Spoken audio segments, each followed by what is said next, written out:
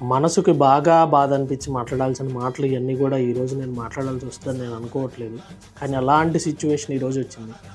మెయిన్‌గా నేను ఈరోజు పర్టిక్యులర్‌గా నాన్ వేషణ గురించి మాట్లాడదాం అనుకుంటున్నాను.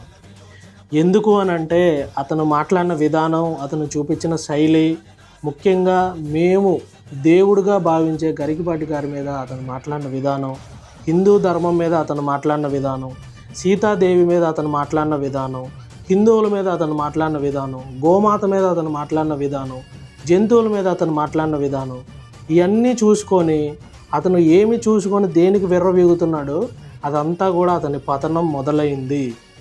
ఎందుకు అనంటే ఏదైతే మన భారతదేశంలో ఉన్న హిందువులందరూ అతన్ని సపోర్ట్ చేసుకుంటూ వచ్చారో అదే హిందువులు ఈరోజు అతన్ని చూస్తే ఇతన్నా మనం ఇంత సపోర్ట్ చేసామని ప్రతి ఒక్క హిందూ కూడా బాధపడతానే ఉన్నాడు. అతను ఏమనుకుంటున్నాడంటే ప్రతిదీ వీవింగ్స్కి వస్తాయి, లేకపోతే పెయిడ్ ప్రమోషన్స్. ఒక్కటి గుర్తుపెట్టుకో అన్వేష్, నేను చెప్పేది సీరియస్గా. పెయిడ్ ప్రమోషన్స్ చేసేది ఒకటి, పెయిడ్ మాటలు మాట్లాడేది ఒకటి. నీ మనసు కనిపించి నువ్వు మాట్లాడుతుంటే ఈ మాట్లాడే విధానం, ఈ శైలి ఇలా ఉండేది కాదు. ఏదైతే నీకు చెప్పి చేపించి మాట్లాడిచ్చారో అక్కడే నువ్వు మాట దొల్లావు. ఆ మాటకి ప్రతి మాట దొల్లుతూనే వచ్చావు. అది ఈరోజు నీ పతనానికి కారణమైంది. ఏదో ఒక రోజు ఖచ్చితంగా అంతకంత అనుభవిస్తావు.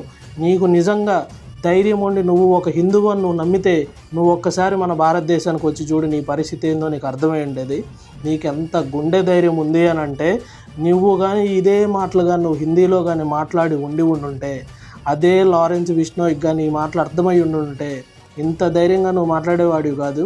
ఇదే నీ పతనానికి కారణమవుతుంది. ఇదే గుర్తుపెట్టుకో. రోజు చూస్తూనే ఉన్నావు. అసలు నిన్న నిజంగా నాకు అనిపించింది పర్సనల్గా, అలాగా మాకు ఎర్లీ మార్నింగు, మీకు అక్కడ నైట్ అయినా మాకు ఎర్లీ మార్నింగ్ అలా నిద్ర లేసాము.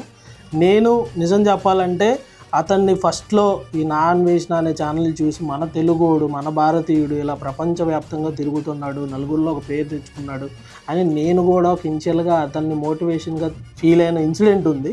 అలాగే అతన్ని నేను వన్ ఆఫ్ ద ఫాలోవర్ని. ఎప్పుడైతే అతను మన హిందూ ధర్మం గురించి, మన హిందూ ధర్మం గురించి కానీ, లేకపోతే మిగతా గరికపాటి గారి గురించి కానీ, వీళ్ళందరి గురించి మాట్లాడిన విధానం చూస్తుంటే